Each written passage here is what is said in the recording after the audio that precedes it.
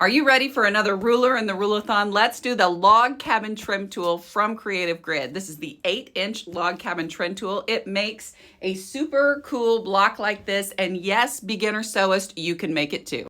One of the things I love about my Creative Grid rulers is they all come with this little piece of paper. It has a QR code so that you can find videos from the manufacturers. It also has instructions, so don't throw it away. This shows you how to make a log cabin, a courthouse step, and a on-the-corner log cabin ruler. Not ruler, block. Log cabin, block. The other thing I love about Creative Grid is it has these little grippies on the back, and these are great when you're trying to do some precision cutting because you don't want your ruler slipping all the way around.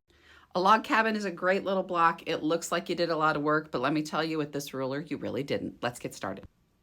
All right, step one, you're going to need a 2.5-inch square. This is super easy. You either use a 2.5-inch square ruler like I am from Creative Grids, of course, or I have a 2.5-inch by 6.5-inch quilted cow Raymore ruler that works super good for this as well. Next, I want you to cut a few strips.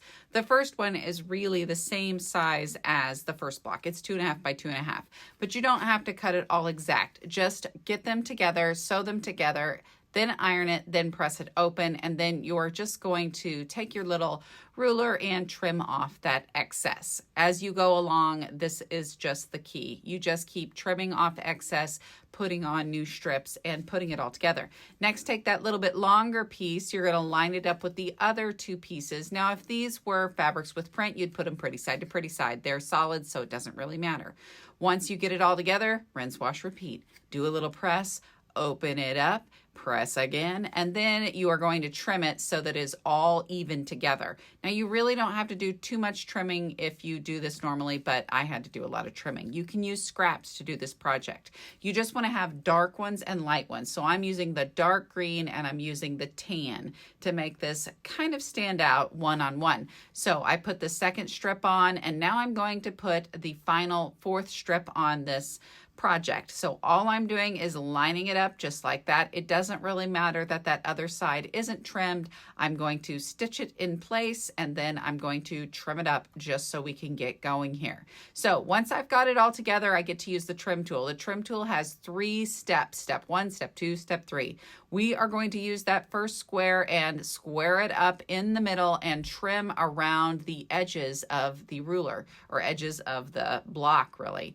Then I'm going to trim off some more. So this is where the spinny mat comes in super duper handy. Now I need to flip the block because the second side of the block has to get trimmed as well. So I put that little square in the middle, I line it all up, all nice and pretty like, and then I'm going to trim again. Trim, trim, trim. That's the name of this game. So we're going to trim it, and we're going to spin it, and we're going to trim it again once I get it lined up again, because I bumped it with my hand, and that's, just face it, that just happens. But I didn't trim this video very well clearly, so I'm just going to talk through it. So trimmed, and ta-da! I have a little block that looks just perfect. I put all my scraps in my Gypsy Quilter pop-up trash can, which I really do love. I mean, even though it is kind of a shameless plug for Gypsy Quilter there, but I do love it. So next we need to add the next pieces of fabric. Now, originally I should have started with the green over the smallest green spot, but I got excited and I did the tan. So sew the next line on. Notice how I am not trimming off that jelly roll strip until I get done with it. I am kind of multitasking here, so I had to move some stuff around. Next, I got to do just a little bit of trimming so I can get the end of that jelly roll off, slide my ruler off, and then I'm going to press it. I'm just going to press this. I'm using a wool mat and my little handheld Oliso iron, who I have named Bernie. He works super duper well. And having this kind of layered system worked for me at the shop because I didn't have a ton of space. Oops, don't put your iron on your pressing mat. That would be bad. So next, I'm going to make sure my next strip is ready to go by giving it a quick little press.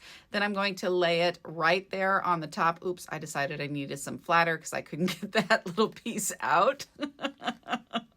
And I'm now going to put them together. This is super duper easy, y'all. I know it seems like a lot of repetitive steps, and by golly, it is. This is the perfect movie watching block making thing. So I'm going to stitch them together, then we'll do the next step. If this part of the video looks familiar, it is. It's going to be familiar all the way around the block. So I trimmed it, I got it all put together. Now I'm going to press it, make it look super duper nice, just like this. And then I'm gonna put the green side on. So I'm gonna speed this up so we can get to the next step, because if not, I don't think you'll watch the end of this video.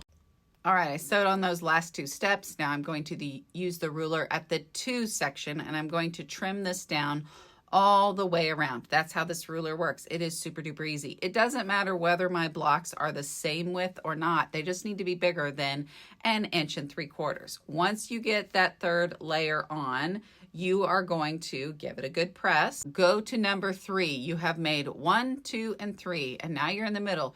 You don't need to move your ruler anymore. Get that spinny mat and get every dollar's worth out of it at this point. You set that ruler smack dab with that square for number 3 right in the middle.